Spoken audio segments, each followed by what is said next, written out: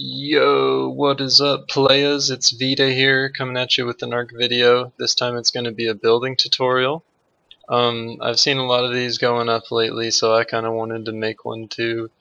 I've built this type of defense on quite a few servers. We became alpha on a few, and every time someone's attacked something like this, they can't really seem to break through.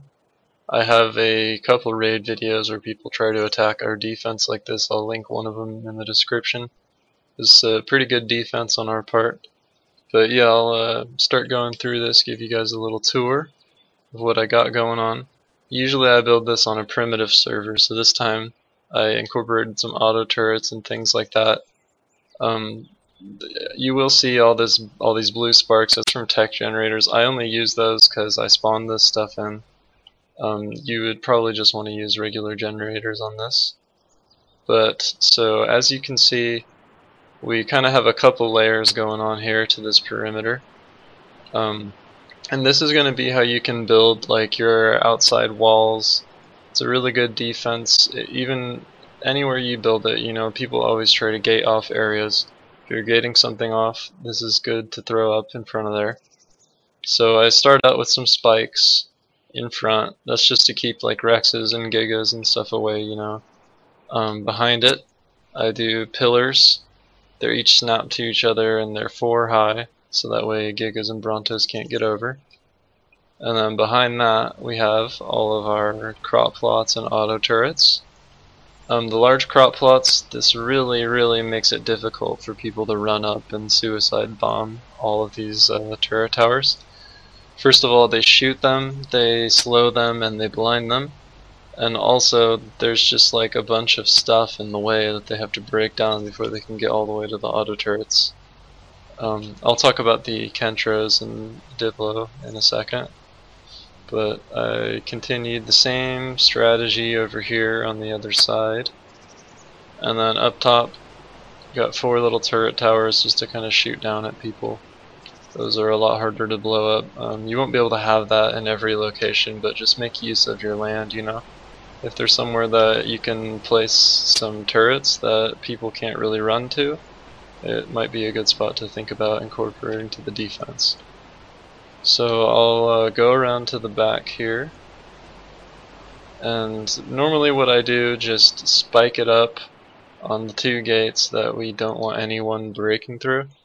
This way, like, you know, even if they do manage to break through the sides, then they have all these spikes to go through, so there wasn't really any point to do that. Like, we want them to think that going through this middle area is going to be the easiest thing, but it's actually not. We want them going through that choke point. So these spikes back here, same thing, stop dinos.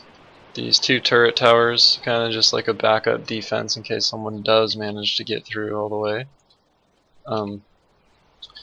So now these Kentros and the Diplo, a lot of people don't seem to know, but Kentros are actually extremely OP when it comes to Gigas.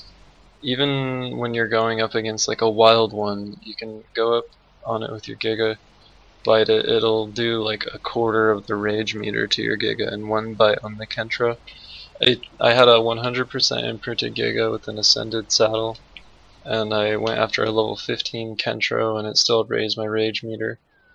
Luckily I didn't keep biting, so it didn't kill me, but this will happen if you have like 3 or 4 Kentros in the same spot and a Giga bites them.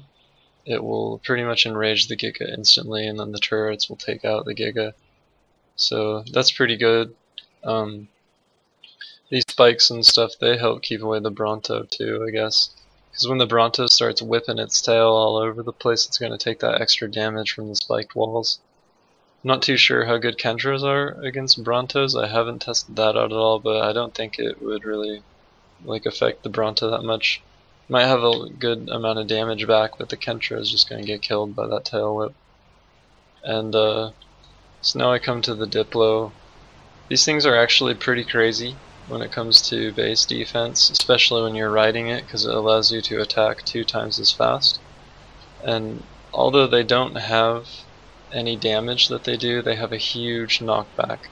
So this Diplo if I had it right here and someone was writing it, and there's Gigas trying to come in through this gate, this Diplo can just constantly smack, or Rexes or Brontos, and it'll knock them back, and it can knock back so much and so fast that they don't even have a chance to damage the Diplo. They can't get close enough. So if you are online, or if you just have the Diplo on neutral, that'll help keep them away from all these main defenses that you have. You kind of want to, like I said, try to get them to go in this middle.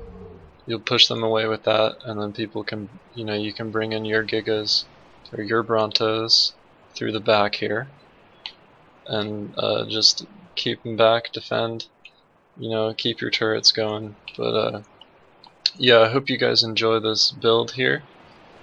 Pretty simple, actually, super simple. I'll show like a playthrough of me setting everything up, I guess, just for the people that do want to see how I started with this and stuff. But yeah, you guys, it could work anywhere, even like out in the open on the Behemoth Gate circle bases. You can still put up this perimeter like this. It works very well. Yeah, I hope to see some people using this in the future.